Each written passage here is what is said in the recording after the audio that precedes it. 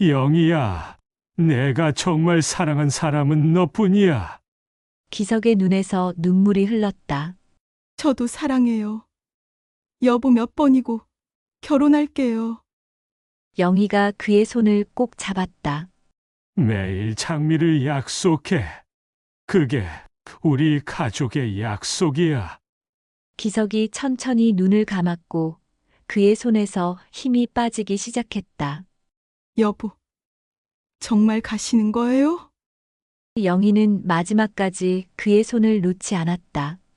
오늘도 찾아와 주셔서 고맙습니다.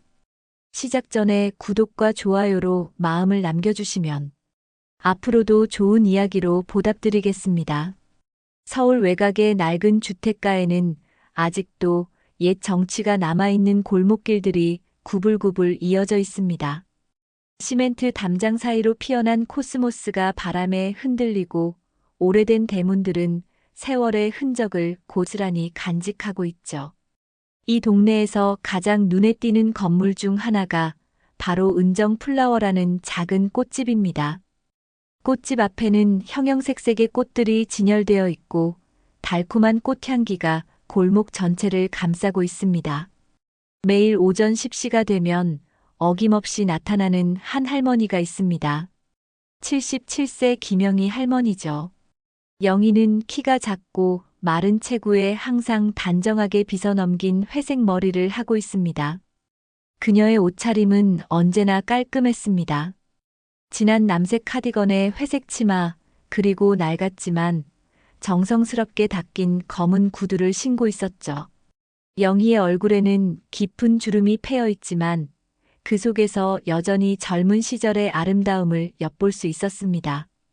오늘도 영희는 천천히 걸어와 꽃집 문을 밉니다.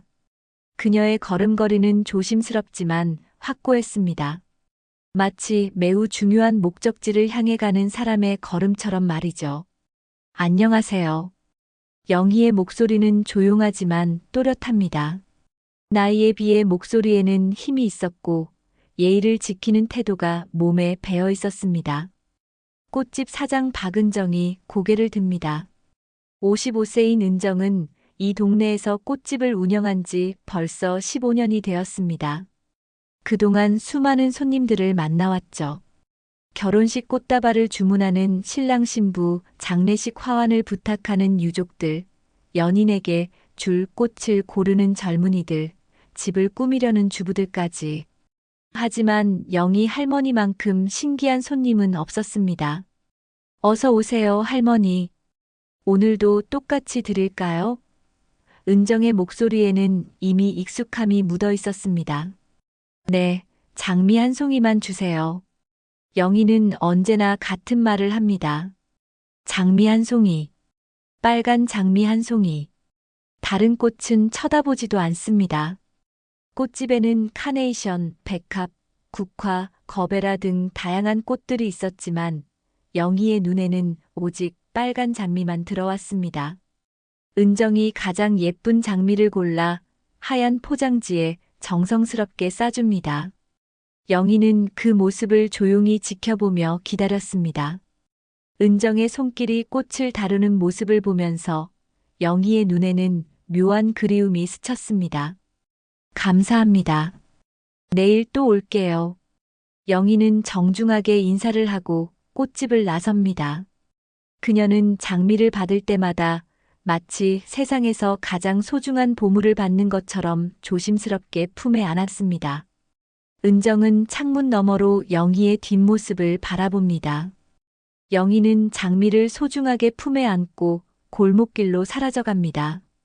어디로 가는지, 그 장미로 무엇을 하는지 은정은 알 수 없었습니다. 영희는 꽃집을 나서면서 항상 오른쪽 골목길로 향했습니다.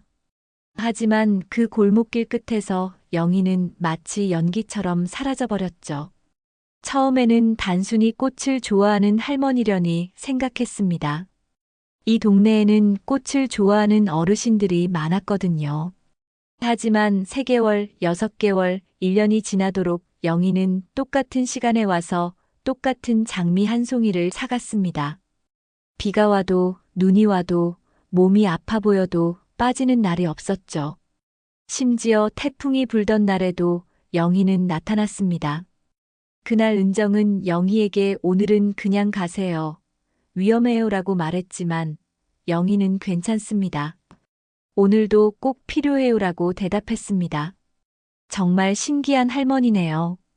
은정이 혼잣말을 합니다. 꽃집을 운영하면서 이런 손님은 처음이었습니다. 어느 날 오후 동네 아주머니들이 꽃집에 들렀습니다. 이 동네 아주머니들은 소문의 밝기로 유명했죠. 그들의 입을 통해 퍼지지 않는 소문은 없었습니다. 은정 씨, 그 할머니 말이야. 김영희 할머니. 아주머니 중 한 명이 목소리를 낮춰 말했습니다. 아, 매일 오시는 분 말씀이세요? 은정도 자연스럽게 목소리를 맞췄습니다. 맞아, 맞아. 그분이 매일 장미 사가는 거 알고 있지? 그런데 그 장미로 뭘 하는지 아는 사람이 없어. 어디로 가시는지도 아무도 몰라. 우리가 뒤따라가 보려고 해도 어느새 사라져 버리더라고. 정말 이상해. 77세 할머니가 어떻게 그렇게 빨리 사라질 수 있지? 동네 사람들의 호기심은 점점 커졌습니다.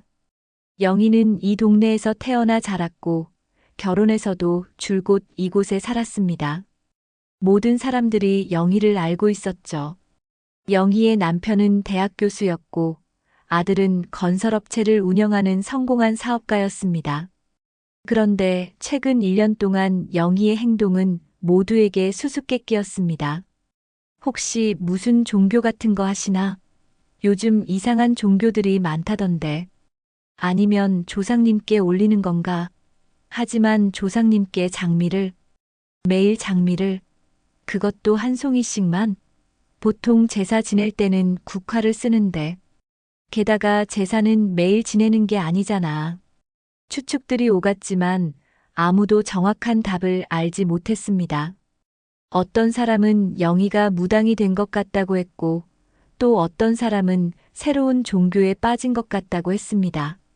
심지어 어떤 사람은 영희가 치매 초기 증상으로 같은 행동을 반복하는 것 같다고도 했죠. 은정도 점점 궁금해졌습니다. 영희는 장미값을 항상 정확히 준비해왔고 흥정을 하지도 않았습니다. 꽃의 가격이 오르면 불평 없이 추가 금액을 냈고 할인 행사를 해도 관심을 보이지 않았습니다. 다른 꽃들을 권해도 관심을 보이지 않았죠. 오직 빨간 장미 한 송이에만 관심이 있었습니다.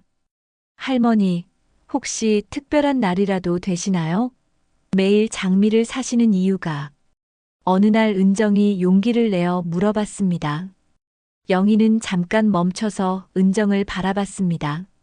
그 눈빛에는 깊은 슬픔과 동시에 따뜻함이 있었습니다. 마치 오랜 세월을 견뎌온 사람만이 가질 수 있는 깊이가 있었죠. 특별한 날이요? 네, 매일이 특별한 날이에요. 영희의 대답은 조용했지만 확신에 찬 것이었습니다. 그 말을 남기고 영희는 다시 골목길로 사라졌습니다. 은정은 그 말의 의미를 이해할 수 없었습니다. 매일이 특별한 날이라니. 도대체 무슨 뜻일까요? 시간이 흐를수록 동네 사람들의 의심은 더욱 커졌습니다. 어떤 사람들은 영희가 이상한 종교에 빠진 것 같다고 수군거렸습니다. 또 어떤 사람들은 영희가 정신적으로 문제가 있는 것 아니냐고 걱정했죠. 아무래도 이상해. 정상적인 사람이 매일 똑같은 시간에 와서 똑같은 꽃을 사가겠어? 그것도 1년 넘게 말이야. 돈도 만만치 않을 텐데. 혹시 치매 초기 증상 아닐까? 같은 행동을 계속 반복한다던데. 하지만 영희와 직접 대화해본 사람들은 그렇게 생각하지 않았습니다. 영희는 또렷하게 말했고 예의 바른 태도를 유지했습니다. 치매나 정신적 문제가 있어 보이지는 않았죠. 오히려 다른 또래 어르신들보다 더 정신이 맑아 보였습니다. 그럼에도 불구하고 의욕은 계속 커져갔습니다. 영희의 집 앞을 지나가는 사람들이 늘어났고 몰래 영희를 따라가려는 사람들도 있었습니다. 하지만 영희는 마치 모든 것을 알고 있다는 듯이 교묘하게 사람들의 시선을 피했습니다.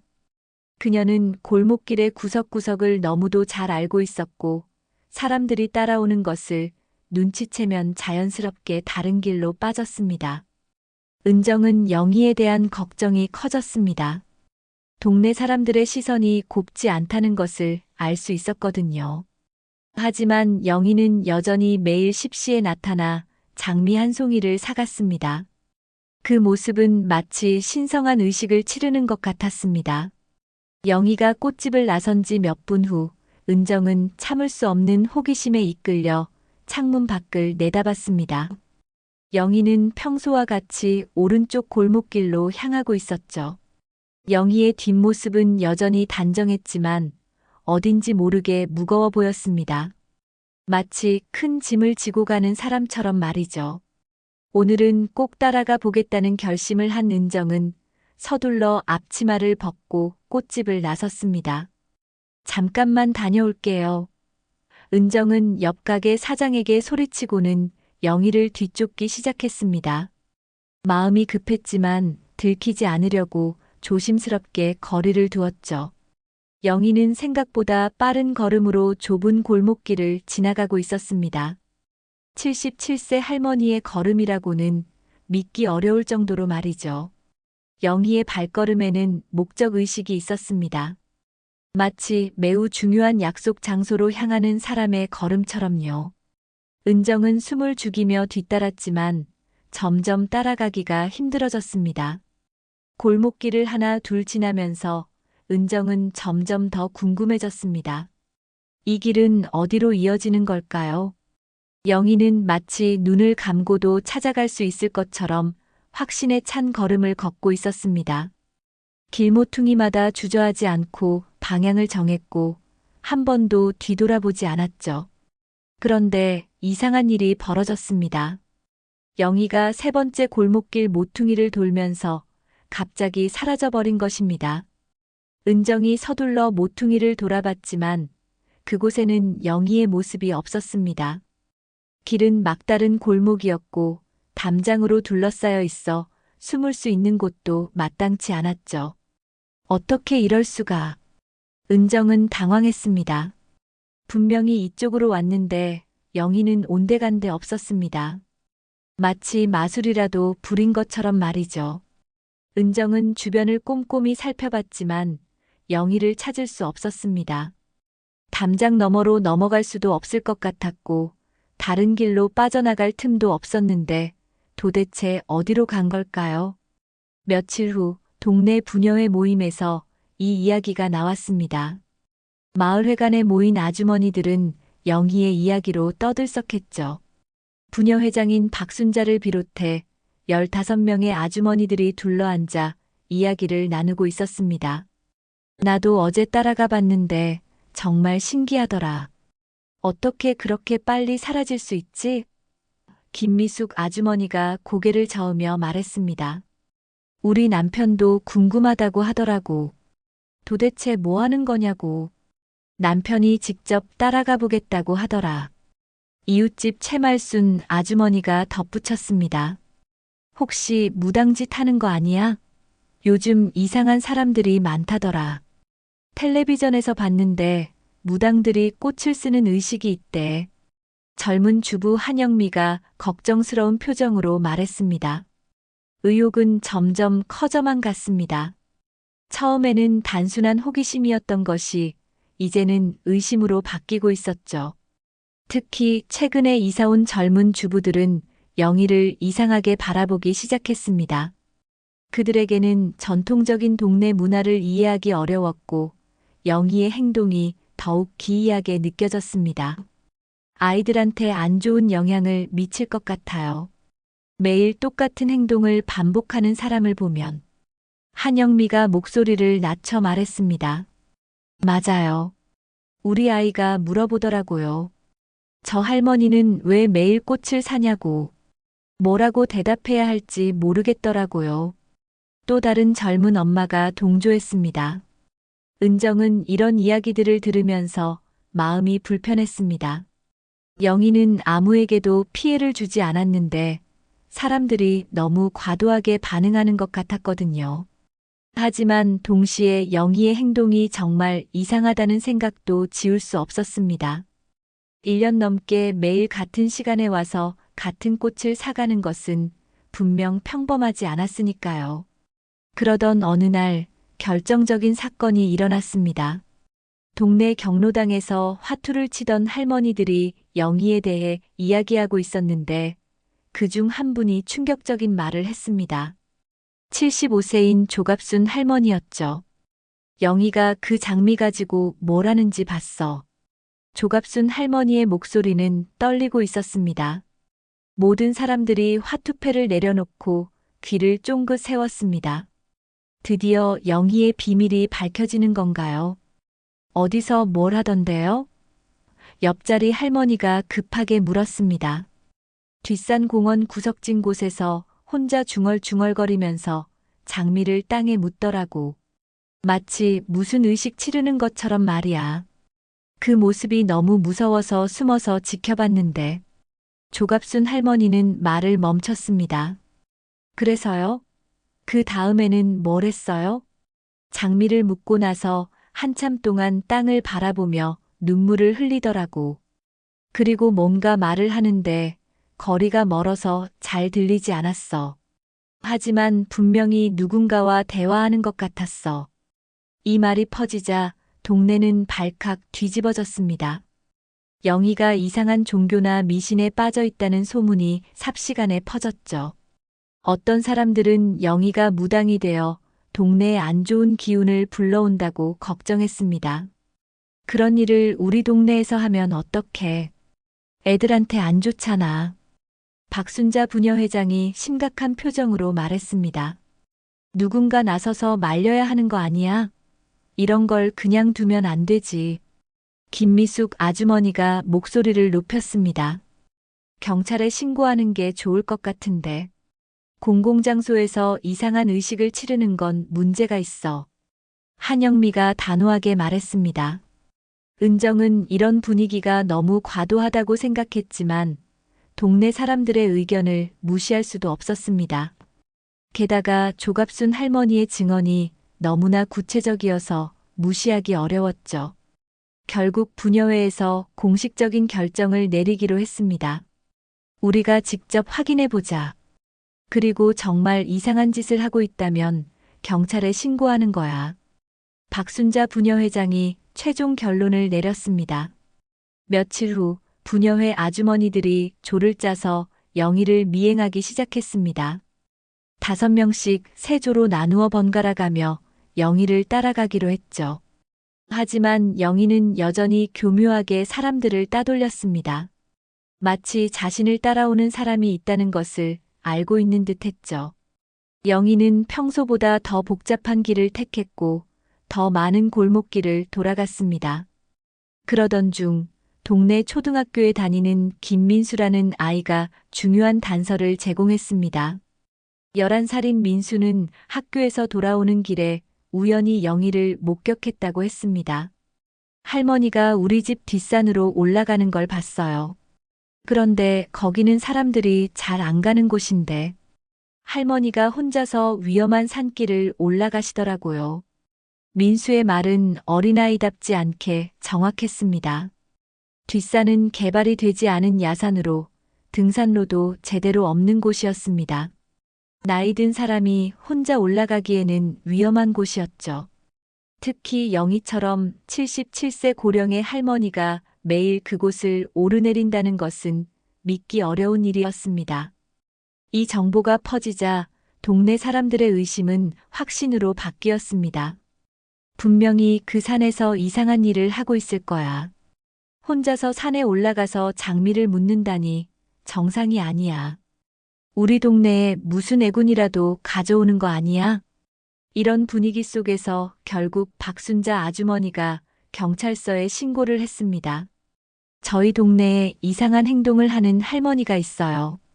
매일 같은 시간에 꽃을 사서 산에 올라가는데 뭔가 이상한 의식을 치르는 것 같아요. 동네 사람들이 모두 불안해하고 있습니다. 경찰서에서는 처음에는 대수롭지 않게 생각했습니다. 노인이 꽃을 묻는 것쯤이야 얼마든지 있을 수 있는 일이었거든요. 하지만 신고가 계속 들어오고 동네 주민들의 걱정이 커지자 확인해 볼 필요가 있다고 판단했습니다. 며칠 후 박철민 순경이 영희의 집을 방문했습니다. 영희의 집은 동네에서도 오래된 한옥 스타일의 집이었습니다. 기와 지붕과 마당이 있는 전통적인 구조였죠. 마당에는 여러 종류의 꽃들이 심어져 있었고 정성스럽게 관리되고 있었습니다. 장미, 국화, 코스모스까지 계절에 맞는 꽃들이 아름답게 피어 있었죠. 안녕하세요, 할머니. 경찰입니다. 박순경은 정중하게 인사했습니다. 그는 10년 경력의 베테랑 순경으로 이런 민원 처리에 익숙했습니다. 영희는 놀라지 않았습니다.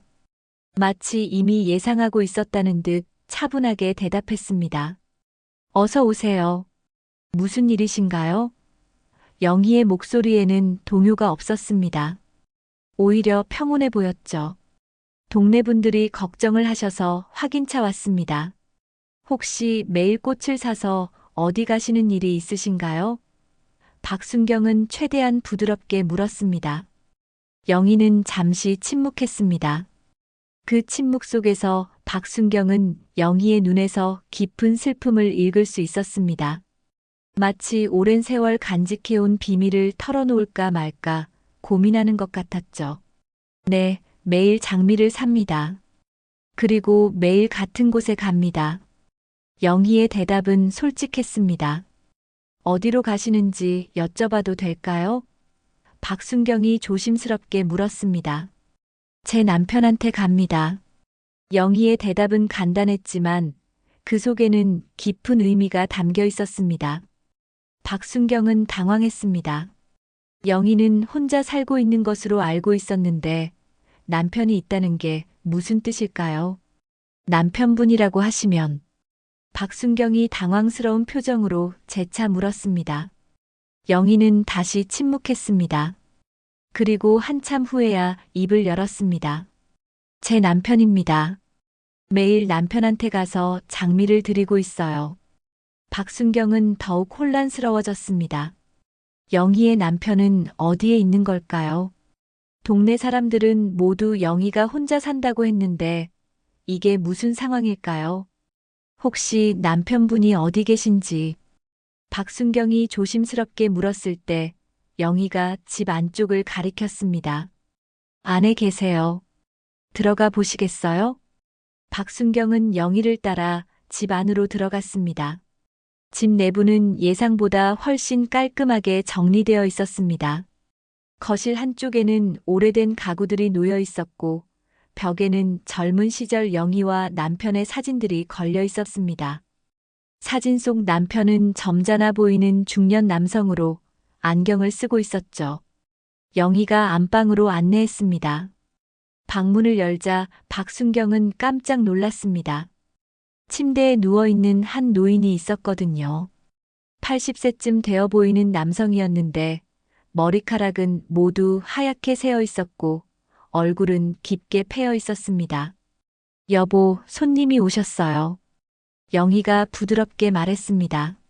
그런데 침대 위의 남성은 아무런 반응을 보이지 않았습니다. 눈은 뜨고 있었지만 초점이 없었고 마치 다른 세상을 보고 있는 것 같았습니다. 박순경은 이 남성이 치매에 걸린 것을 직감했습니다. 남편분이 많이 편찮으신 것 같네요. 박순경이 조심스럽게 말했습니다. 네, 2년 전부터 치매가 시작됐어요. 처음에는 가끔 깜빡하는 정도였는데 점점 심해지더니 이제는 영희의 목소리가 떨렸습니다. 박순경이 방을 둘러보니 책상 위에 이상한 광경이 펼쳐져 있었습니다. 시든 장미 수십 송이가 가득 놓여 있는 것입니다. 빨간 장미들이 각각 다른 정도로 시들어 있었는데 어떤 것은 완전히 말라 있었고 어떤 것은 아직 색깔이 남아 있었습니다. 이 장미들은 박순경이 물었습니다. 매일 사온 장미예요. 남편에게 드리는 거죠. 영희가 담담하게 대답했습니다. 그때 침대 위에 남편 최기석이 갑자기 몸을 일으켰습니다. 그의 눈에 잠깐 초점이 맞춰지더니 영희를 바라봤습니다. 영희야. 영희 맞지? 기석의 목소리는 떨리고 있었습니다. 네, 여보. 제가 영희예요. 영희가 급히 기석의 손을 잡았습니다. 영희야, 나랑 다시 결혼해 줄래? 기석이 영희의 손을 꼭 잡으며 말했습니다. 그의 눈에는 젊은 시절의 순수함이 남아 있었습니다. 박순경은 이 광경을 보며 가슴이 먹먹해졌습니다.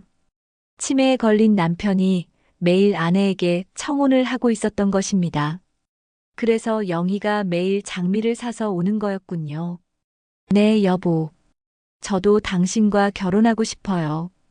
영희가 눈물을 참으며 대답했습니다. 기석은 환하게 웃었습니다. 정말 나랑 결혼해 줄 거야? 그럼 오늘도 장미를 가져왔어? 그는 어린아이처럼 순진한 표정을 지었습니다. 영희가 오늘 산 장미를 기석에게 건넸습니다. 기석은 장미를 받아들고는 행복한 표정을 지었습니다.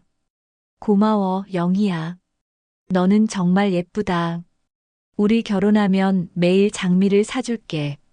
박순경은 이제야 모든 것을 이해했습니다. 영희가 매일 장미를 사는 이유, 같은 시간에 집으로 돌아오는 이유, 그리고 왜 이 모든 것을 비밀로 하고 있었는지를 말이죠. 치매에 걸린 남편에게는 매일이 처음 만나는 날이었고 매일이 청혼하는 날이었습니다. 할머니, 정말 대단하세요. 박순경이 진심으로 말했습니다. 뭐가 대단해요?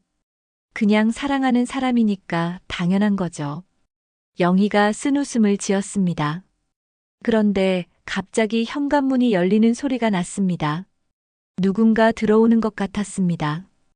영희의 표정이 급작스럽게 경직되었습니다.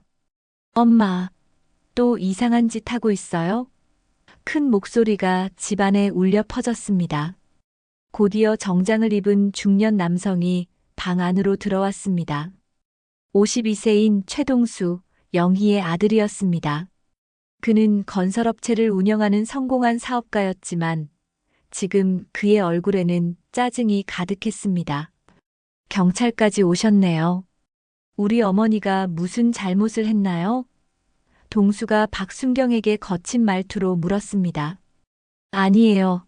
단순히 확인차 온 거예요. 박순경이 진정시키려 했지만 동수의 분노는 가라앉지 않았습니다. 엄마, 몇 번 말씀드렸잖아요. 그 돈이면 간병인이라도 쓰라고. 매일 꽃 사는 게 무슨 의미예요? 아버지는 이미 엄마도 몰라보잖아요. 동수의 말은 차갑고 현실적이었습니다.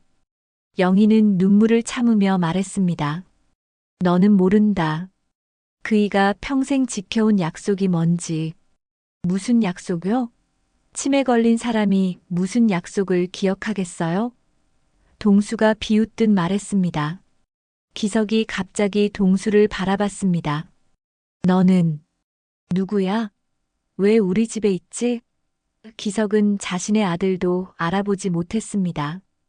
동수의 얼굴이 굳어졌습니다. 저는 아들이에요, 아버지.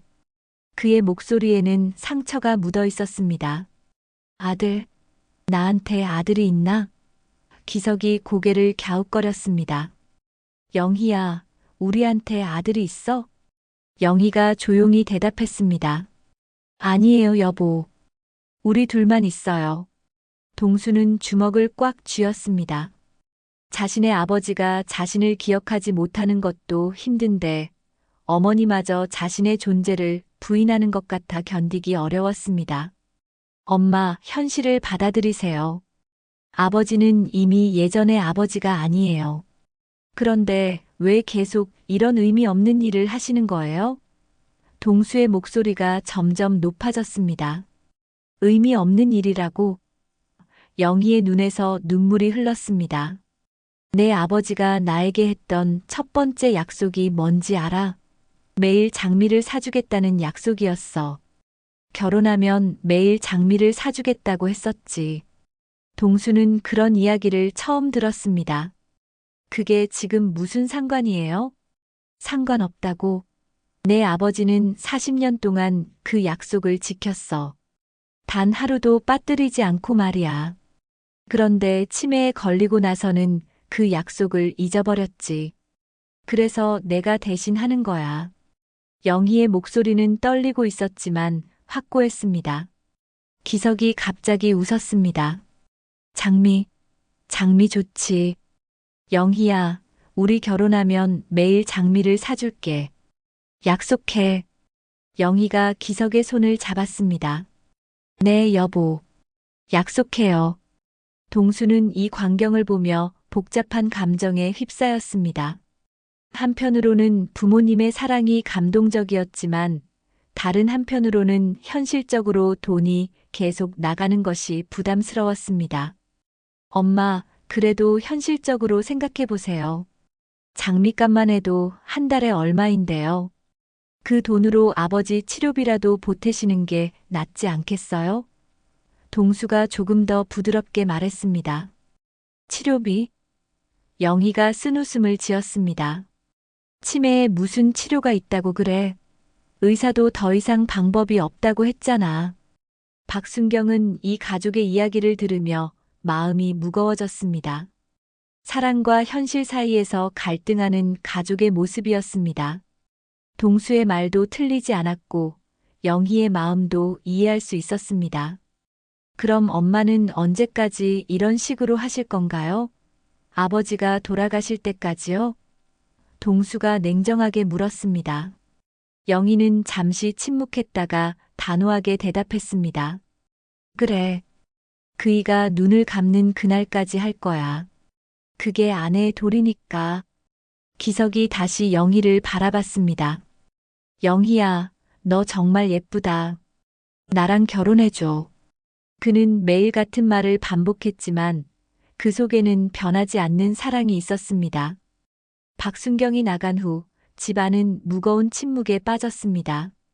동수는 아버지를 바라보며 복잡한 감정에 휩싸여 있었고 영희는 기석의 손을 잡고 조용히 앉아 있었습니다. 기석은 다시 멍한 표정으로 허공을 바라보고 있었죠. 엄마. 동수가 조심스럽게 입을 열었습니다. 정말 언제까지 이런 식으로 하실 건가요? 영희는 대답하지 않았습니다. 대신 기석의 손을 더 꼭 잡았죠. 기석의 손은 예전보다 많이 말랐지만 여전히 따뜻했습니다. 며칠이 지나면서 동수의 마음속에는 다른 생각들이 자리 잡기 시작했습니다. 어머니가 매일 장미를 사는 것도 문제였지만 더 큰 문제는 아버지의 치료비와 간병비였습니다. 월급이 적지 않은 동수였지만 아버지의 의료비는 만만치 않은 부담이었죠. 사장님, 요즘 많이 힘들어 보이시는데 괜찮으세요? 회사 직원이 걱정스럽게 물었습니다. 아, 별거 아니야. 집안일이 좀 복잡해서 그래. 동수는 대충 둘러댔지만 사실 마음은 편하지 않았습니다. 그러던 어느 날 동수는 아버지의 주치의를 찾아갔습니다.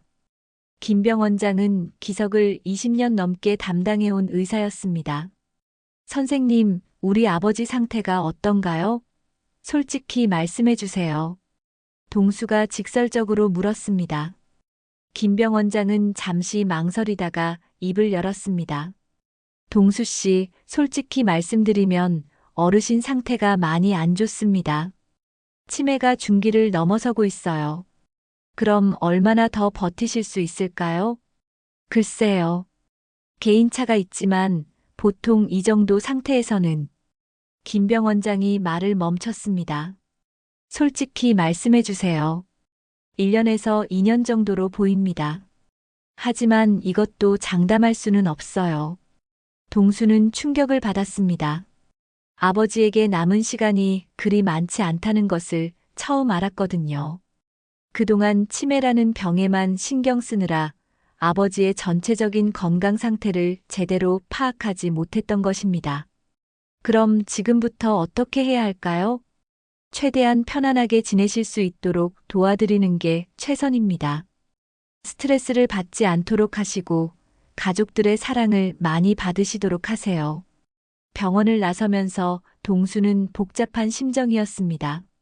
한편으로는 아버지를 더 잘 돌봐드리고 싶었지만 다른 한편으로는 현실적인 문제들이 머릿속을 맴돌았습니다.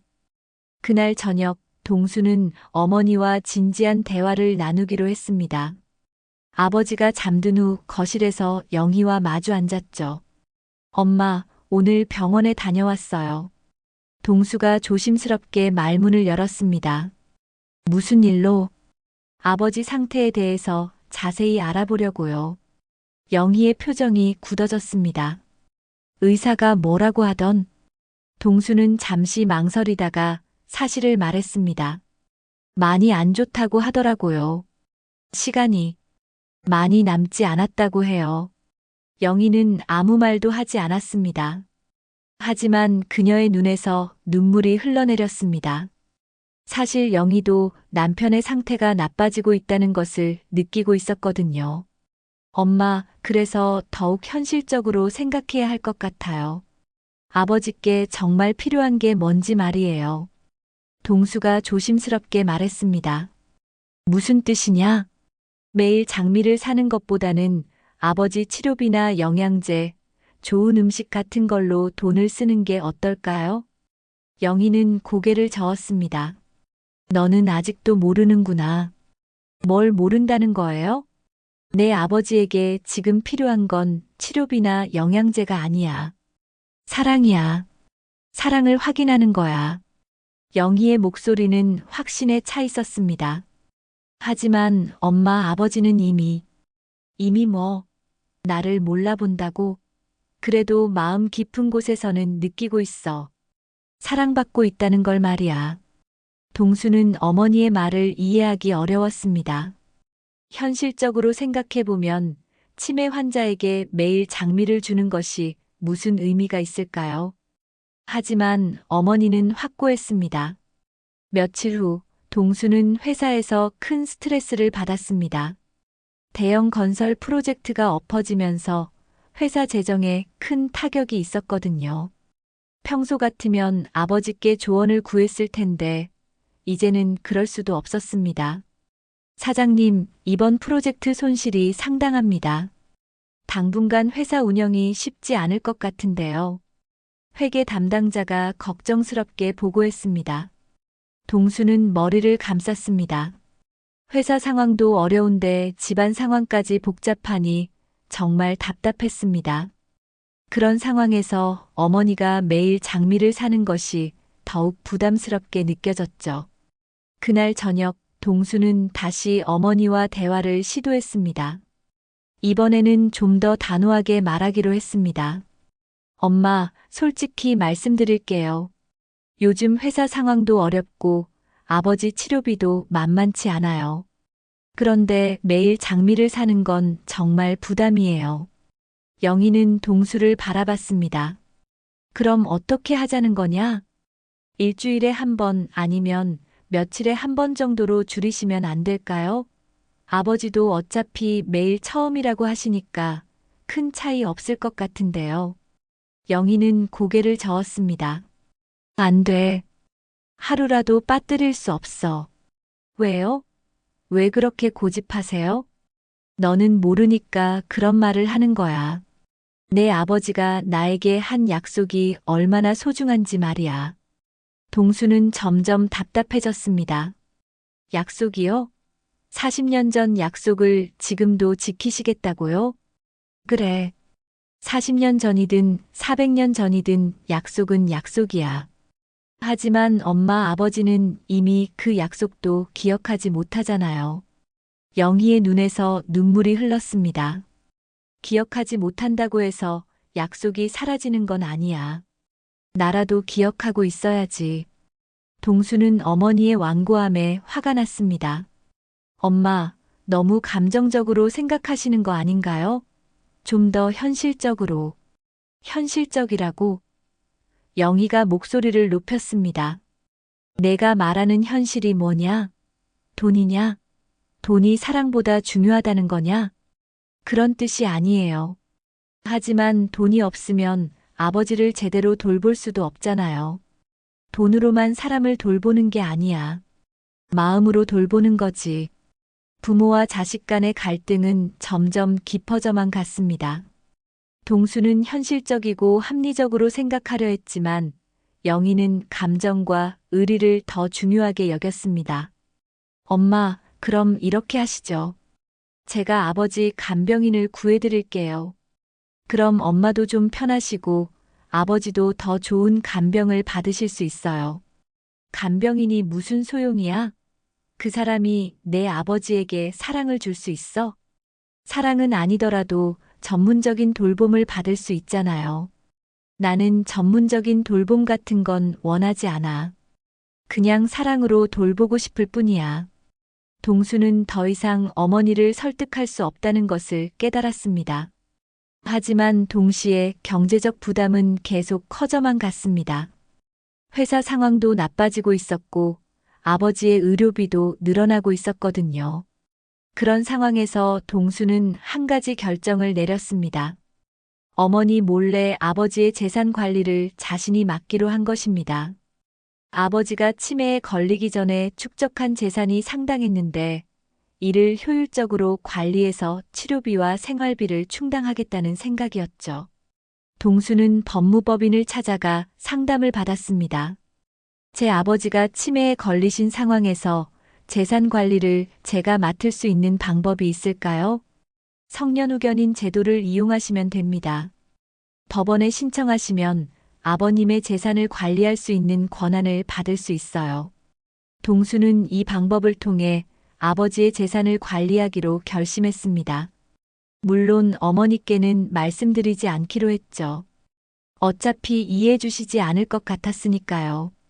며칠 후 동수는 법원에 성년후견인 신청서를 제출했습니다. 아버지의 치매 진단서와 함께 필요한 서류들을 모두 준비했습니다. 이제 법원의 심사를 기다리기만 하면 되었습니다. 그런데 동수는 한 가지 놓친 것이 있었습니다. 아버지가 예전에 작성해둔 유언장의 존재를 모르고 있었던 것입니다. 법원 신청을 마친 동수는 마음이 한결 편해졌습니다. 이제 아버지의 재산을 체계적으로 관리할 수 있게 되면 불필요한 지출을 줄이고 정말 필요한 곳에 돈을 쓸 수 있을 거라고 생각했거든요. 특히 어머니가 매일 사는 장미 같은 것들은 당연히 제한해야 한다고 여겼습니다.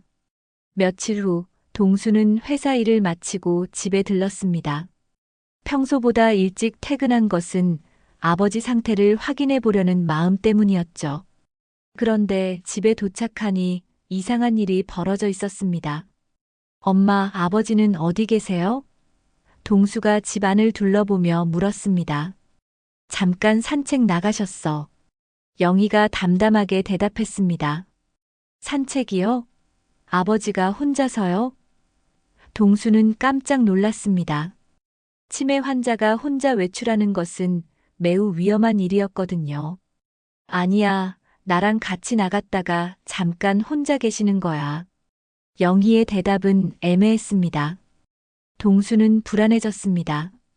그럼 지금 어디 계신데요? 뒷동산 쪽에 계실 거야.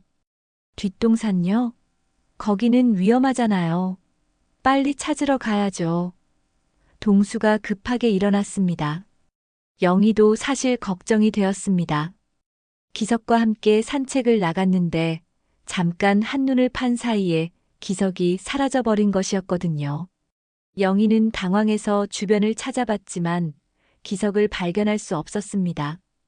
동수와 영희는 서둘러 뒷동산으로 향했습니다. 해가 질 무렵이어서 산은 점점 어두워지고 있었죠. 두 사람은 기석의 이름을 부르며 산길을 따라 올라갔습니다. 아버지, 아버지. 동수의 목소리가 산에 메아리 쳤습니다.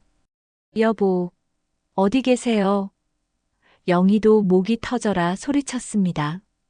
1시간 넘게 찾아다녔지만 기석은 보이지 않았습니다.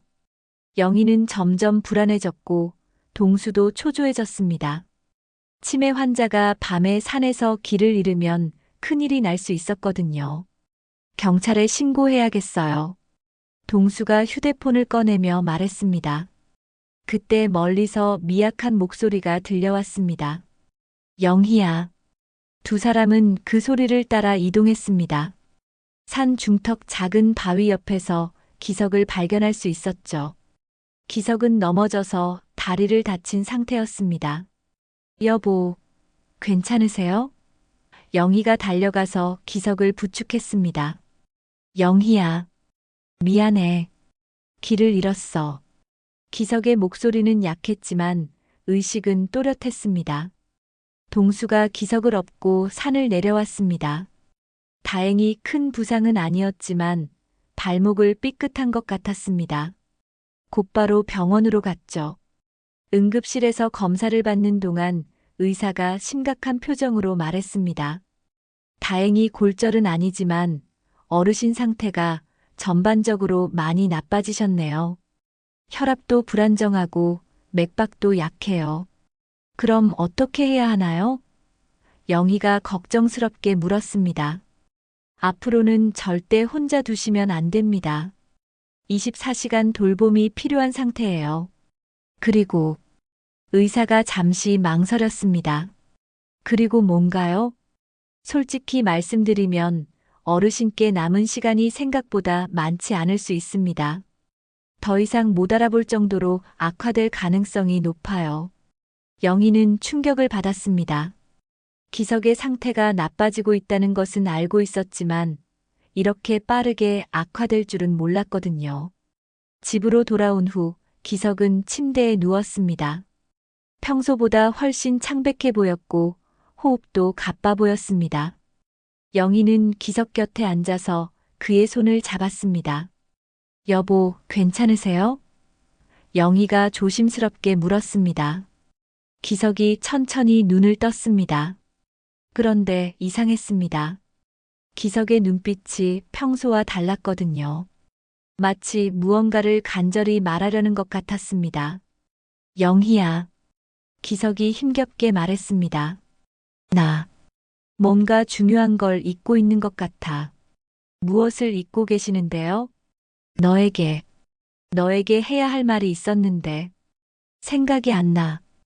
영희는 기석의 손을 더 꼭 잡았습니다. 천천히 생각해 보세요. 급하지 않아요.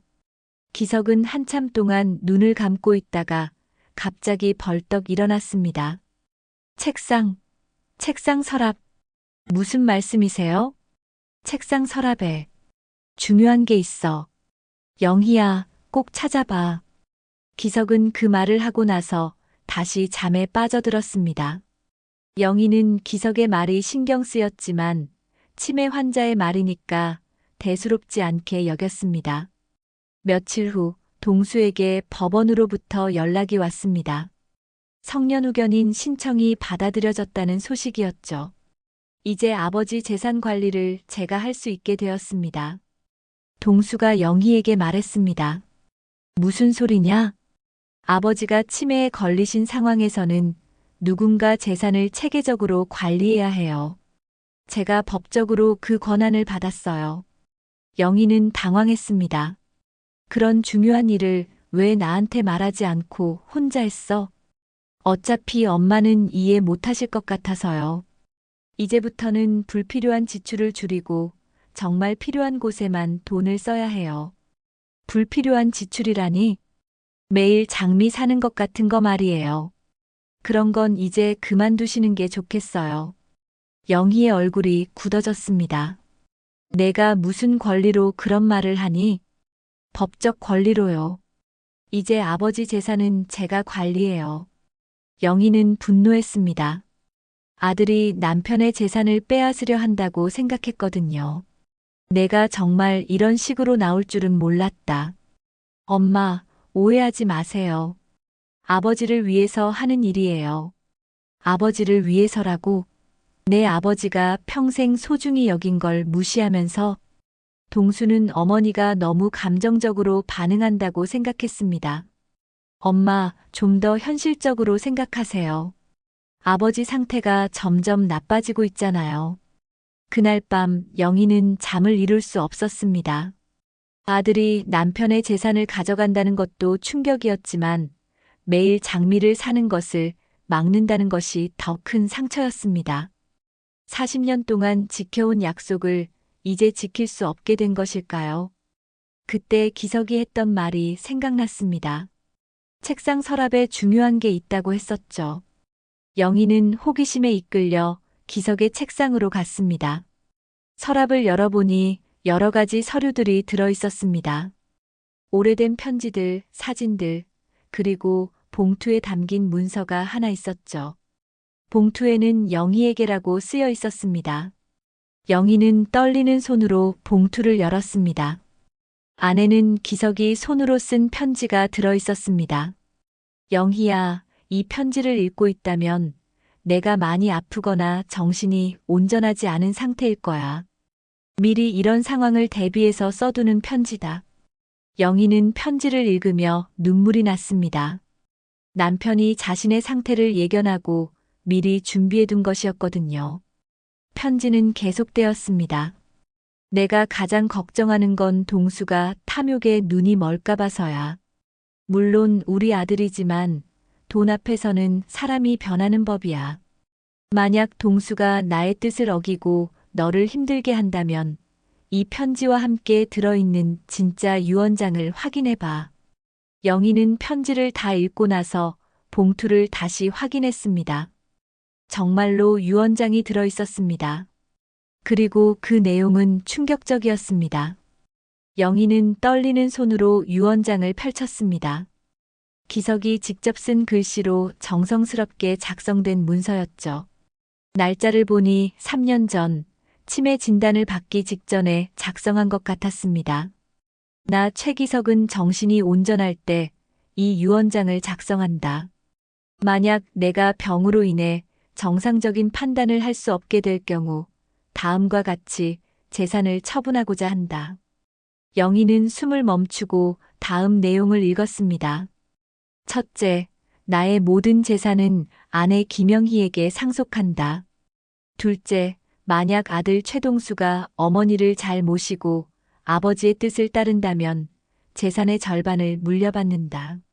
셋째, 하지만 동수가 탐욕에 눈이 멀어 어머니를 힘들게 하거나 아버지의 유지를 무시한다면 모든 재산은 영희에게만 귀속된다. 영희는 믿을 수 없었습니다. 남편이 이런 유언장을 미리 작성해 두었다니. 더욱 놀라운 것은 아들의 행동을 정확히 예견했다는 점이었습니다. 유언장에는 더 자세한 내용이 적혀 있었습니다. 나는 평생 영희에게 매일 장미를 사주겠다고 약속했다. 이 약속은 내가 죽는 날까지 지켜져야 한다. 만약 내가 병으로 인해 이 약속을 지킬 수 없게 된다면 영희가 대신 그 약속을 지켜주기를 바란다. 이것은 단순한 꽃이 아니라 우리 사랑의 증표이다. 영희의 눈에서 눈물이 쏟아졌습니다. 남편이 자신의 마음을 이렇게까지 깊이 이해하고 있었다니. 그리고 아들이 반대할 것까지 예상하고 있었다니 말이죠.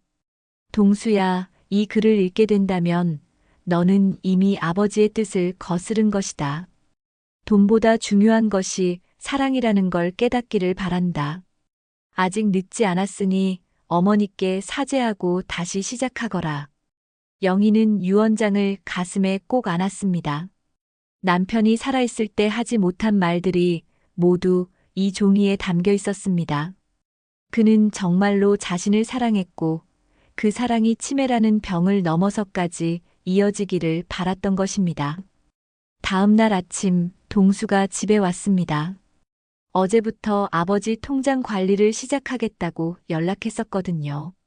엄마, 아버지 통장이랑 도장 좀 주세요. 이제 제가 관리할게요. 동수가 사무적으로 말했습니다. 영희는 조용히 기석의 유언장을 꺼내 들었습니다. 그 전에 내가 봐야 할 게 있다. 뭔데요? 내 아버지가 남긴 진짜 유언장이야. 동수는 의아한 표정을 지었습니다. 유언장이요? 그런 건 없는 걸로 알고 있는데요. 내가 모르고 있었을 뿐이야. 내 아버지는 3년 전에 이미 모든 걸 준비해 두셨어. 영희가 유언장을 동수에게 건넸습니다. 동수는 반신반의하며 유언장을 받아들었죠. 하지만 읽어가면서 얼굴이 점점 굳어졌습니다. 이게 무슨 소리예요? 동수가 당황했습니다. 내가 읽은 대로야.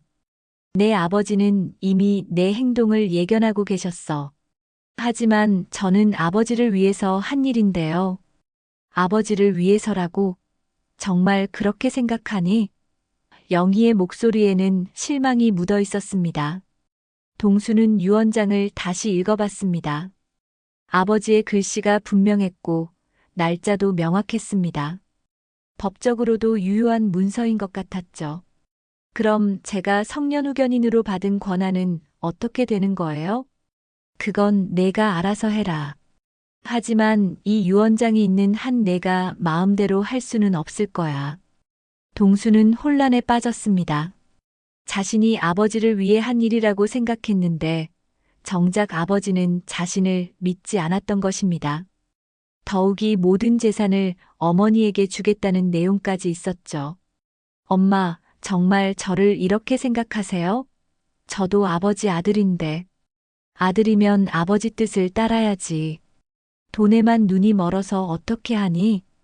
저는 돈에 눈이 먼 게 아니에요. 정말 아버지와 엄마를 위해서 한 일이라고요.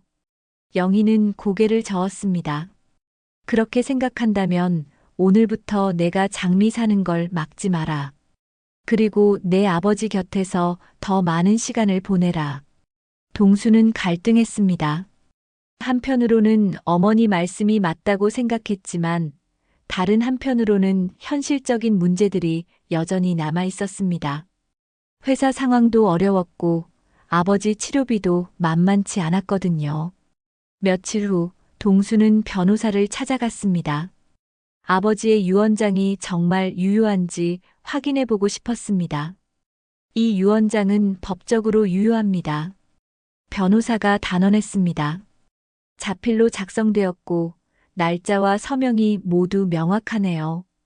더구나 공증까지 받았다고 되어 있습니다. 그럼 제가 성년후견인이 되어도 이 유언장이 우선되나요? 그렇습니다. 유언장이 있다면 그것이 고인의 최종 의사로 인정됩니다.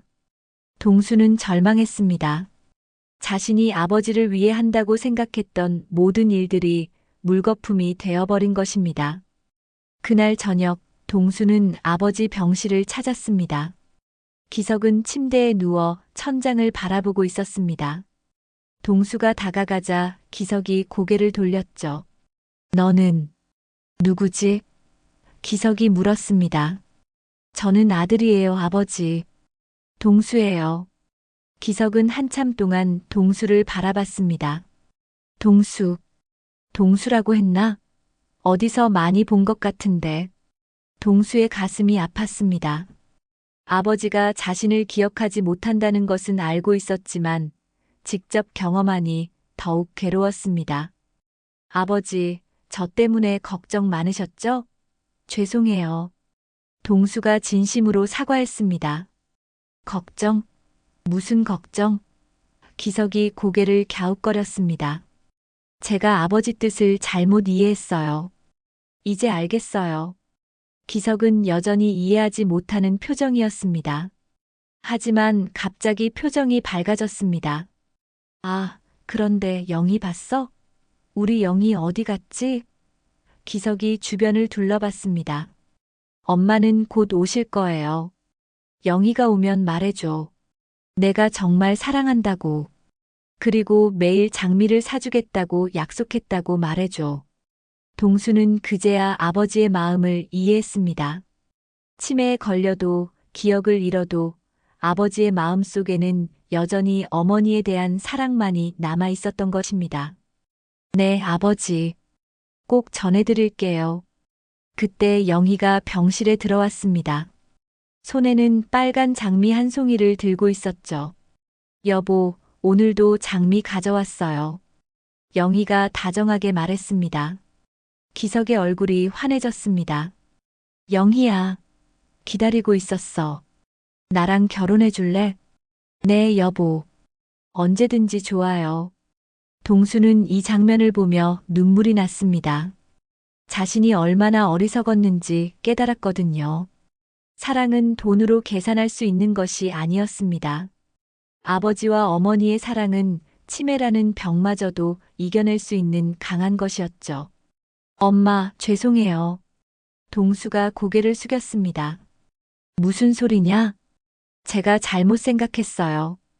이제부터 아버지 뜻대로 하겠어요. 영희는 동수를 바라봤습니다. 정말이냐? 네. 그리고 앞으로 제가 장미값 드릴게요. 아버지의 약속을 같이 지켜드리고 싶어요. 기석이 갑자기 동수를 바라봤습니다. 너도 좋은 사람 같다. 영희야, 이 사람도 우리 결혼식에 초대하자. 영희와 동수는 웃음이 나왔습니다. 비록 아버지는 기억을 잃었지만 여전히 따뜻한 마음을 가지고 있었거든요. 그로부터 일주일이 지났습니다. 동수는 약속대로 어머니와 함께 아버지를 돌보기 시작했습니다. 매일 아침 출근 전에 들러서 아버지 안부를 확인하고 저녁에는 일찍 퇴근해서 가족과 시간을 보냈죠. 영희도 동수의 변화를 보며 마음이 한결 편해졌습니다. 하지만 기석의 상태는 날로 악화되고 있었습니다. 예전에는 영희를 알아보는 날이 더 많았는데 이제는 모르는 날이 더 많아졌습니다. 말도 점점 어눌해졌고 혼자서는 거의 아무것도 할 수 없게 되었죠. 어느 날 아침 영희가 평소처럼 장미를 사러 꽃집에 갔습니다. 은정은 영희의 표정이 평소와 다르다는 것을 눈치챘습니다. 할머니, 괜찮으세요? 많이 피곤해 보이시는데요. 은정이 걱정스럽게 물었습니다. 그냥 잠을 못 잤어요. 제 남편이 밤새 잠을 못 자서요. 영희의 목소리에는 깊은 피로가 묻어 있었습니다. 많이 힘드시겠어요. 괜찮아요. 이런 날도 있는 거죠. 영희는 장미를 받아들고 집으로 돌아갔습니다. 하지만 집에 도착하니 이상한 일이 벌어져 있었습니다. 기석이 침대에서 일어나 바닥에 주저앉아 있었던 것입니다. 여보, 왜 여기 계세요? 영희가 급히 달려가서 기석을 부축했습니다. 영희야, 다리가 말을 안 들어. 기석의 목소리는 떨리고 있었습니다. 영희는 기석을 다시 침대에 눕히고 곧바로 동수에게 전화했습니다. 동수야, 아버지 상태가 이상해. 빨리 와봐. 동수는 회사 일을 중단하고 급히 집으로 왔습니다. 기석을 보니 얼굴이 한쪽으로 살짝 기울어져 있었고 말도 평소보다 더 어둔했습니다. 병원에 가봐야겠어요. 동수가 말했습니다. 응급실에서 검사를 받은 결과 기석은 경미한 뇌경색이 온 것으로 진단되었습니다. 치매에 이어 뇌혈관까지 문제가 생긴 것이었죠. 다행히 큰 뇌경색은 아니지만 어르신 전체적인 상태가 많이 안 좋습니다. 담당 의사가 심각한 표정으로 말했습니다. 그럼 어떻게 해야 하나요? 영희가 떨리는 목소리로 물었습니다.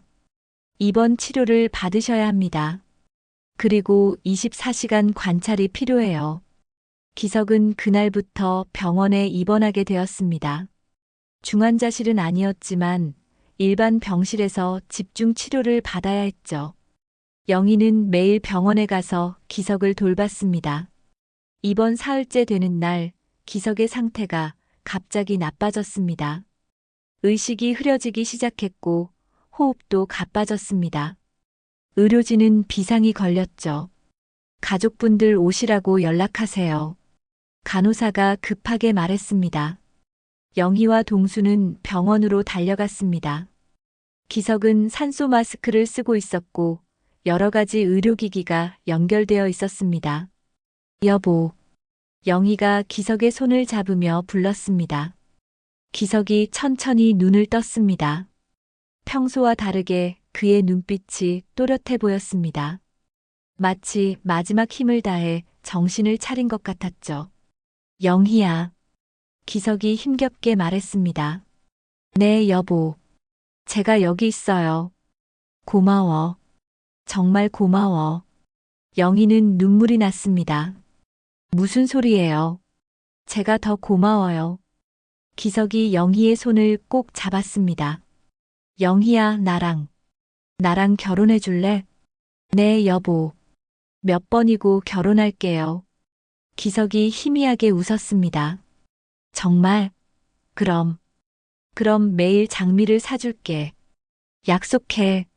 네, 약속해요. 저도 약속할게요. 뭘 약속하는데? 제가 당신을 끝까지 사랑하겠다고 약속할게요. 그리고 당신이 못 지키는 약속은 제가 대신 지키겠다고 약속할게요. 기석의 눈에서 눈물이 흘렀습니다. 영희야, 내가 정말 사랑한 사람은 너뿐이야. 동수도 아버지 곁으로 다가갔습니다. 아버지, 저 동수예요. 기석이 동수를 바라봤습니다. 이번에는 아들을 알아보는 것 같았습니다.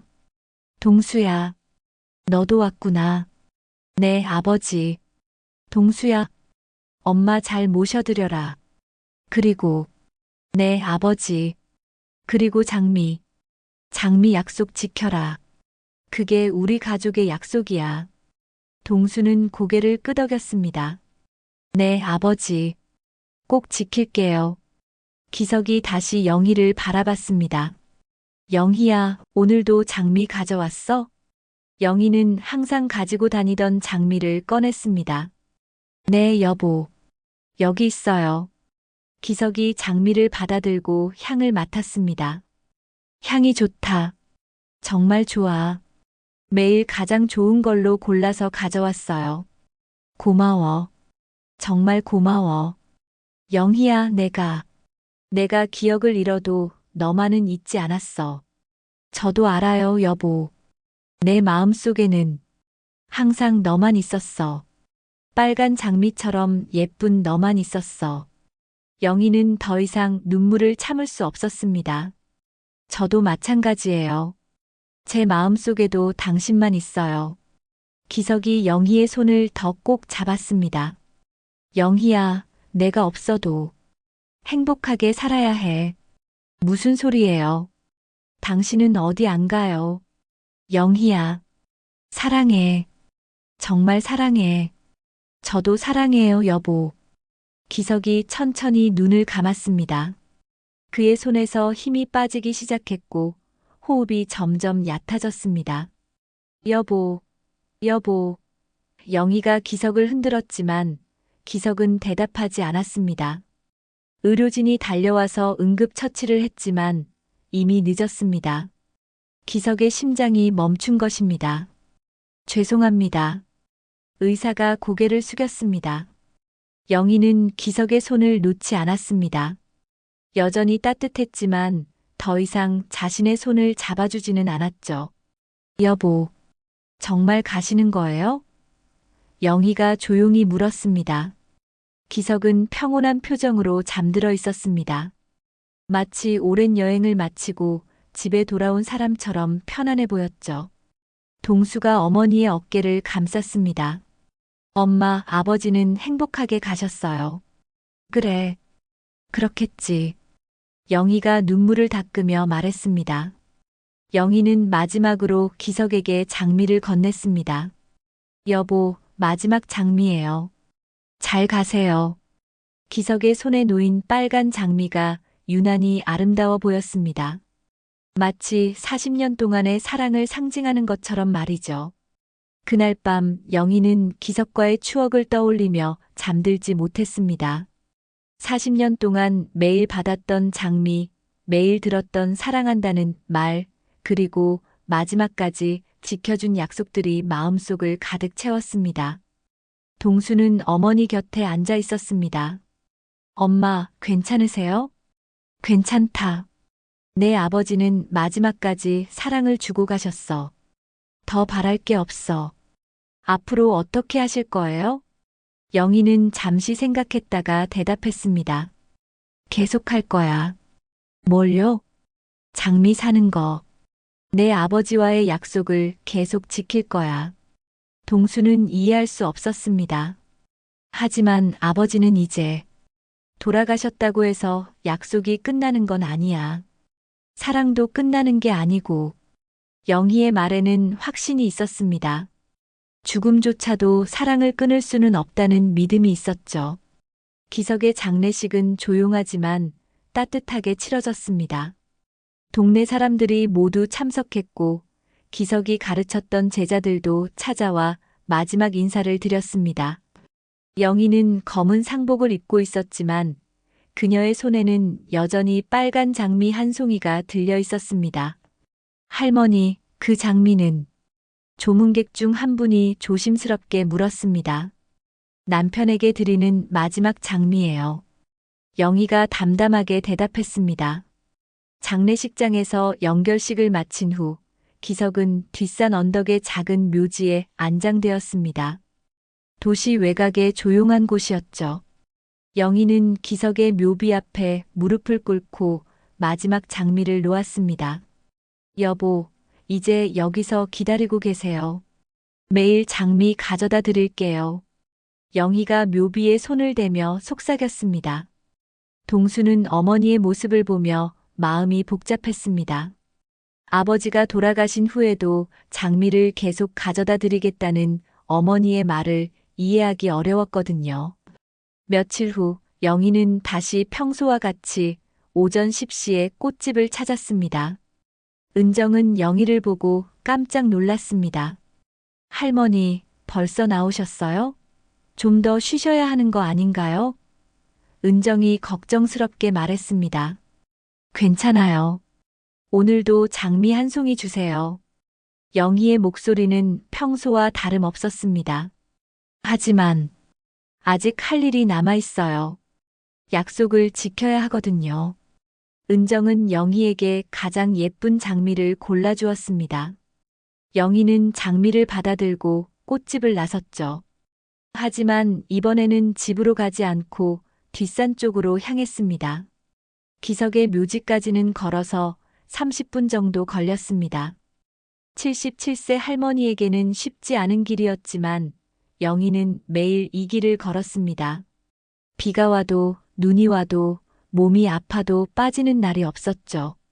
묘지에 도착하면 영희는 묘비 앞에 장미를 놓고 기석과 대화를 나눴습니다. 여보, 오늘도 왔어요. 장미 가져왔어요. 영희가 묘비에 대고 말했습니다. 바람이 불어와 장미꽃잎을 살짝 흔들었습니다. 마치 기석이 대답하는 것 같았죠.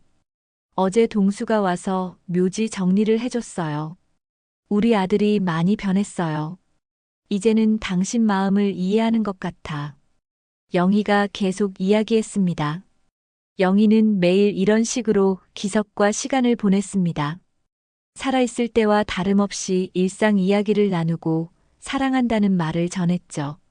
한 달이 지나고 두 달이 지났습니다.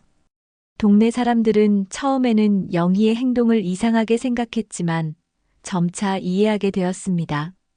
그녀의 사랑이 진실하다는 것을 알 수 있었거든요.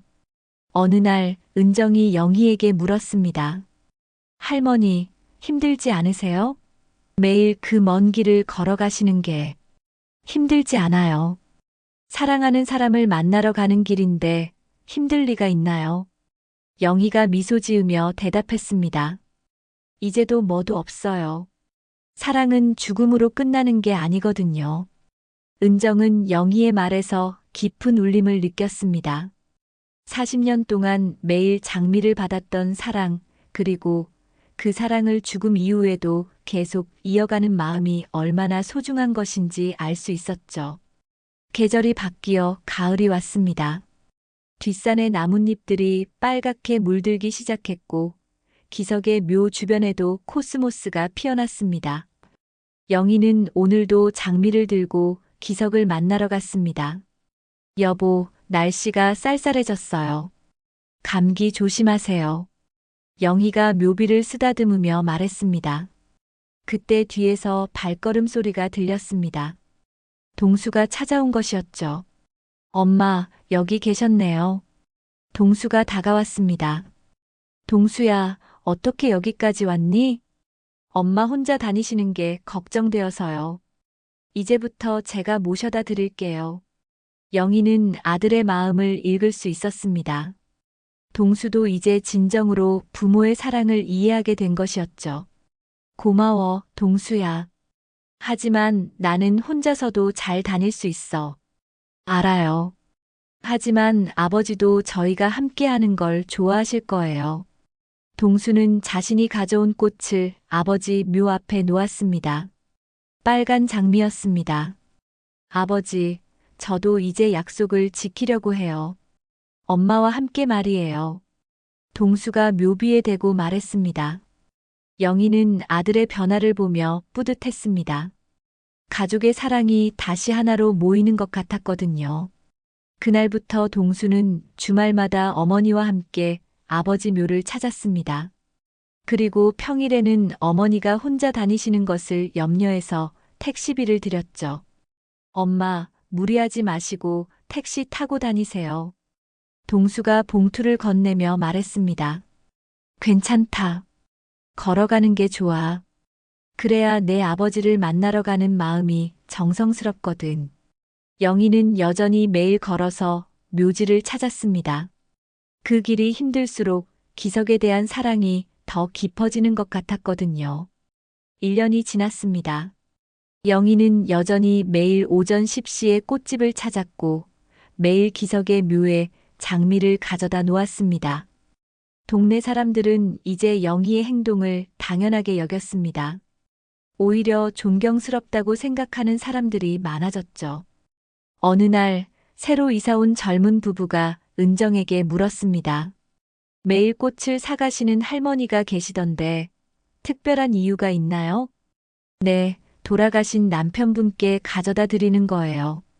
40년 동안 매일 장미를 사주겠다고 약속하셨대요. 은정이 설명했습니다. 40년 동안이요? 정말 대단한 사랑이네요. 그럼요. 우리 동네의 자랑이에요. 영희의 이야기는 점점 더 많은 사람들에게 알려졌습니다. 신문에도 실렸고 방송에도 나왔죠. 하지만 영희는 그런 것들에 관심이 없었습니다. 오직 기석과의 약속을 지키는 것에만 집중했습니다. 2년째 되는 날, 영희는 기석의 묘 앞에서 특별한 이야기를 했습니다.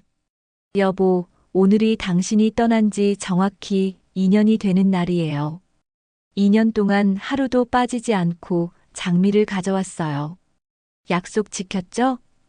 영희가 웃으며 말했습니다. 바람이 불어와 영희의 머리카락을 살짝 흔들었습니다. 마치 기석이 고맙다고 말하는 것 같았죠.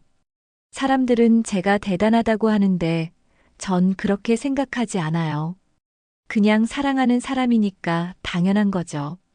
당신이 살아계실 때 저에게 해주신 것처럼 말이에요. 영희는 오늘도 빨간 장미 한 송이를 묘비 앞에 놓았습니다. 햇빛을 받은 장미가 유난히 아름다워 보였습니다. 여보, 오늘도 당신에게 청혼할게요. 내가 당신 곁으로 갈 때까지 매일 청혼할 거예요. 그리고 당신도 매일 저에게 청혼해 주세요. 꿈에서라도 좋으니까. 영희는 묘비에 이마를 대고 조용히 기도했습니다. 기석과 함께했던 40년, 그리고 앞으로 함께할 영원한 시간을 위해서 말이죠. 해가 저물어가고 있었습니다. 영희는 천천히 일어나서 집으로 향했습니다. 내일도 또 다른 장미를 들고 이곳에 올 것입니다. 사랑하는 사람과의 약속을 지키기 위해서 말이죠. 뒷산 언덕에서 바라본 마을 풍경이 아름다웠습니다. 영희는 그 풍경을 바라보며 생각했습니다. 사랑은 정말 아름다운 것이라고. 그리고 진정한 사랑은 죽음조차도 이겨낼 수 있다고 말이죠. 꽃집 은정 플라워에는 오늘도 여러 가지 꽃들이 피어 있었습니다. 하지만 가장 아름다운 것은 빨간 장미였습니다. 내일 아침 10시에 한 할머니가 사랑하는 사람에게 전할 빨간 장미 말이죠. 사랑은 이렇게 계속됩니다.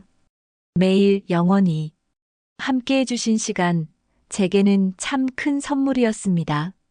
구독과 좋아요로 응원의 마음을 보내주신다면 앞으로도 더 따뜻한 이야기를 전하겠습니다.